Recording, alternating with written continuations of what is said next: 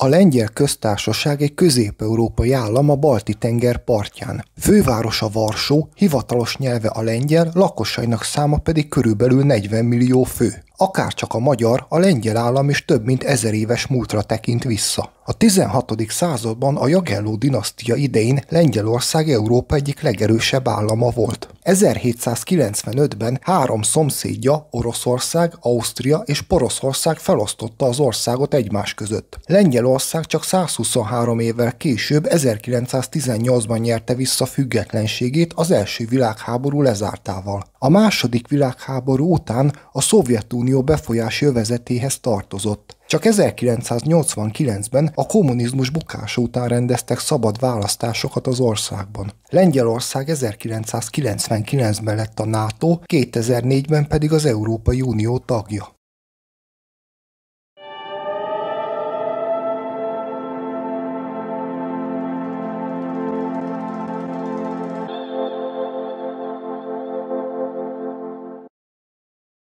Noha a vodkáról szinte mindenkinek az oroszok jutnak eszébe, ezt a szeszes italt valójában Lengyelországban találták fel. Az első írásos emléke még 1405-ből származik. Ekkoriban azonban nem csak szeszes italként fogyasztották, hanem sebfertőtlenítőként is használták.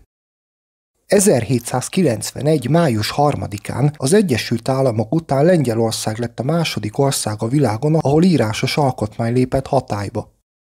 Lengyelország nemzeti színe a piros és a fehér. A piros a szeretetet, az áldozatvállalást és a bátorságot, a fehér pedig a jóságot és a tisztaságot jelképezi.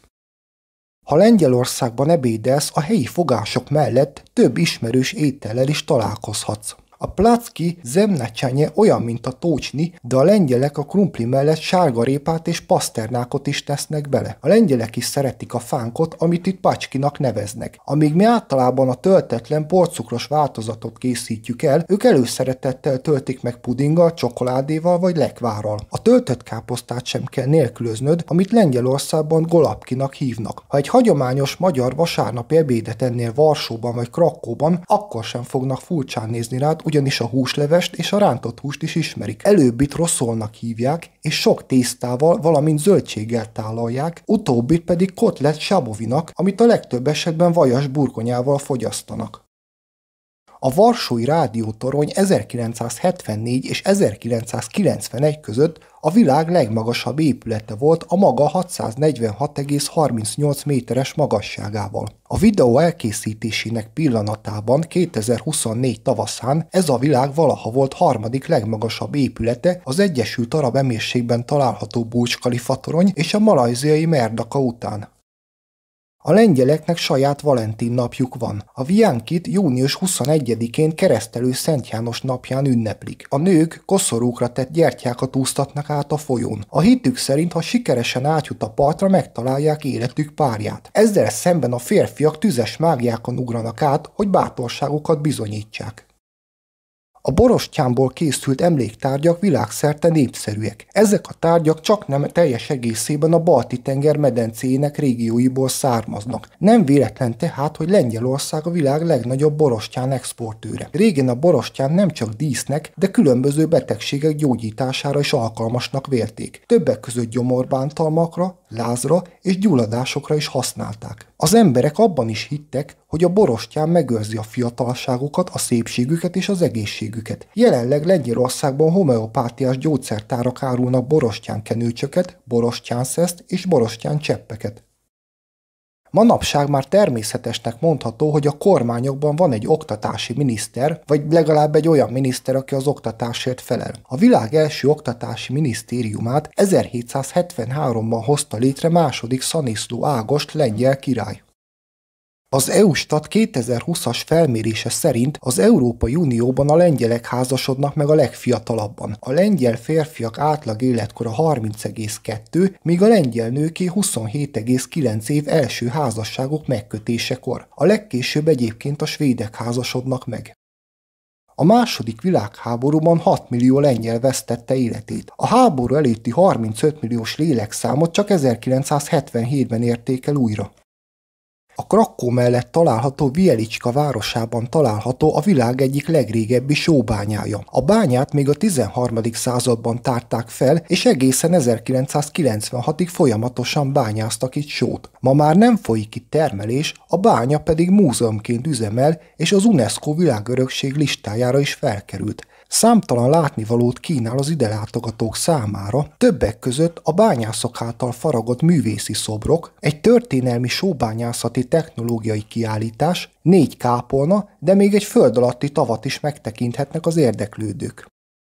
Az első latexból készült óvszert a lengyel Julius Fromm találta fel 1912-ben.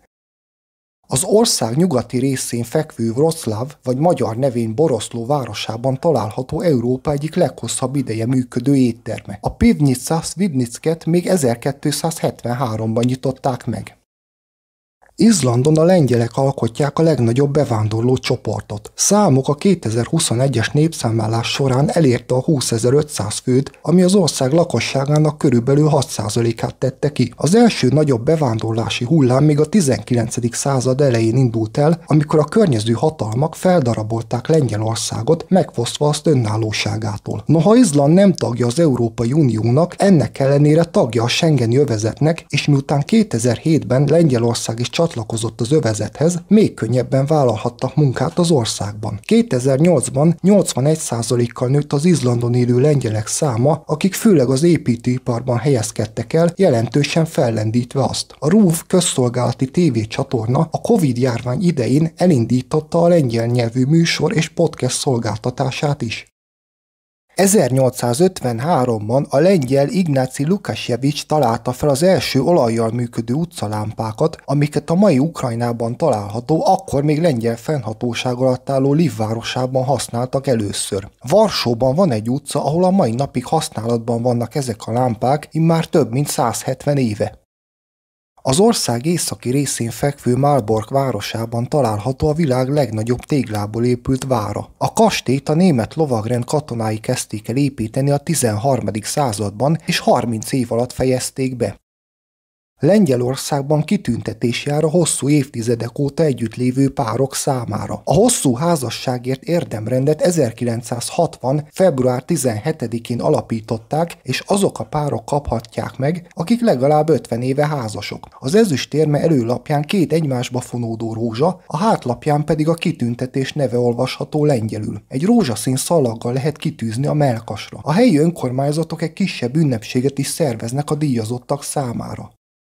Az idősebb nézők talán még emlékeznek a 80-as évekre, amikor a nyugati mozifilmek kalózverziói kézről kézre jártak. Ezek hangalámondásosak voltak, vagyis lehetett hallani az eredeti hangot, néha pedig a német szinkront, és egy monoton férfi hang olvasta fel a magyar szöveget mindenféle hangsúly és átélés nélkül. Csak nem az utásautó. Lehet, hogy megváltoztatták a menetrendet.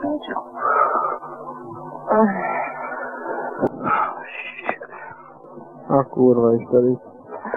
Szerencsére azóta sokat javult a helyzet, és bár sokan bírálják a magyar szinkront, Lengyelországban a mai napig hangalámondásosak a külföldi filmek, akárcsak nálunk a 80-as években. Igaz, általában már ketten darálják le a lengyel szöveget, egy férfi és egy nő. Az első világháború után függetlenné vált Lengyelország első köztársasági elnökét, Gabriel Narutovicsot 1922. december 11-én választotta meg a lengyel országgyűlés, a Szejm. Az elnök úr nem sokáig ülhetett a bársonyszékben, ugyanis 5 nappal később, december 16-án egy varsói művészeti galéria kiállításán egy mentálisan zavarodott nacionalista művészeti kritikus, Elégius Nivadomszki lelőtte, akit ezért a tettért halálra ítéltek és egy hónappal később kivégeztek. Lengyelország Európa egyik leghívőbb országa. A megkérdezettek 84%-a mondta azt, hogy a vallás fontos szerepet játszik az életében. A római katolikusok számítanak a legnépesebb keresztény felekezetnek, a hívők 71,3%-a ugyanis ide tartozik. A megkérdezettek mindössze 6,9%-a vallotta magát felekezeten kívülinek. Talán ezért sem annyira meglepő, hogy a nyugat-lengyel kisvárosban, Svibodzinban építették meg a világ legmagasabb Krisztus emlékművét. A Jézus a király szobor alapkövét 2006-ban helyezték el, és 2010-ben nyerte el végleges formáját. A magassága 33 méter, utalva ezzel Jézus leélt éveire, de ha a mesterséges dombot is beleszámítjuk, amin áll, akkor eléri az 52,5 métert. 3 méterrel magasabb, mint a világhírű Rio de Janeiroi megváltó Krisztus szobor, amely a talapzata nélkül csak 30,1 méter magas. A lengyel Jézus Krisztus szobor súlya eléri a 440 tonnát. Az 500 lelkes Simbark falu legfőbb turista látványossága egy olyan ház, amit szándékosan fejjel lefelé építettek meg. A magyar és a lengyel nép ezeréves barátságáról legendák szólnak. A két ország történelme gyakran összefonódott, több közös uralkodónk is volt, elég csak Nagy Lajosra, vagy ahogyan a lengyelek nevezik Magyar Lajosra, első Ulászlóra, vagy Bátor Istvánra gondolni. Az első köztéri lengyel-magyar barátság emlékművét 2006. március 24-én Győrben leplezte le Sólyom László magyar és Lech Kaczynszki lengyel köztársasági elnök. Egy évvel később a Magyar Országgyűlés és a lengyel Szejm március 23-át a lengyel-magyar barátság napjává nyilvánította. A lengyeleknek sok babonájuk van, ezek közül nézzünk meg párat. Szerintük akkor lesz boldog és sikeres egy házasság, ha olyan hónapban kelnek egybe, amelyben van R betű. Ezek lengyelül a március, június, augusztus, szeptember, október és december hónapok. Azt, hogy miért pont az R betűt részesítik előnyben, nem sikerült kiderítenem. A lengyel diákok szerint, ha közvetlenül egy vizsga előtt vágják le a hajukat, akkor meg fognak bukni, így célszerűbb a megmérettetés után ellátogatni a fodrászhoz. Annak is jelentősége van az országban, hogy milyen evőeszköz esik le véletlenül az asztalról. Ha egy villa, akkor hamarosan meglátogat egy nő, ha pedig egy kés, akkor egy férfi. A kanálról nem írnak semmit. Ha egy lengyel ismerősödnek sok szerencsét kívánsz, ne lepődj meg, ha úgy fog válaszolni rá, hogy nincs inkunye, vagyis nem köszönöm. Ez elsőre furcsának, sőt udvariatlannak is tűnhet, azonban erre is megvan a magyarázat. A babonásabb lengyelek úgy vélik, ha elfogadnak egy pozitív kívánságot vagy megköszönik, az megzavarja a jövőt és negatív ellenhatást vált ki, és pont az ellenkezője fog megtörténni. Ennek ellenére nem kell aggódni, hiszen nyilván a lengyelek is pozitívan értékelik a jó kívánságokat. A második világháborúban a lengyel főváros Varsó szinte teljes egészében megsemmisült a harcok során. A lengyel vezetés az itáliai Bernardo Bellotto tájképfestő Varsóról készült műveit is felhasználta az újjáépítéshez. Többek között Bellottónak köszönhető, hogy sikerült visszaállítani a történelmi épületek eredeti állapotát. Ha arra kérnélek, hogy nevezd meg egy kontinenst, ahol sivatag található, valószínűleg azonnal rávágnád Afrikát vagy Ázsiát, és Európa lenne az utolsó földrész, amely eszedbe jutna. Pedig az öreg kontinensen is vannak homokdűnék, többek között Lengyelországban is. A Bledovi sivatag Közép-Európa legnagyobb tengertől távol eső területén található laza homokkő felhalmozódása, aminek kialakulását a helyi legendák szerint az ördögnek kell megköszönni, aki így akart elrejteni egy ezüstbányát a kíváncsi tekintetek elől. A földhöz ragadt magyarázat azonban némileg hihetőbb, miszerint a sziléziai bányavidék és a fémipar igényeit kielégítő, már a középkortól kezdve keményen írtották a környéken a fákat, és ez vezetett az elsivatagosodáshoz. Minden esetre akár az ördög, akár a helyi bányászok keze van a dologban, az tény, hogy a folyamat annyira jól sikerült, hogy a második világháborúban Rommel tábornok Afrikába induló német katonáit itt képezték ki a sivatagi hadviselésre.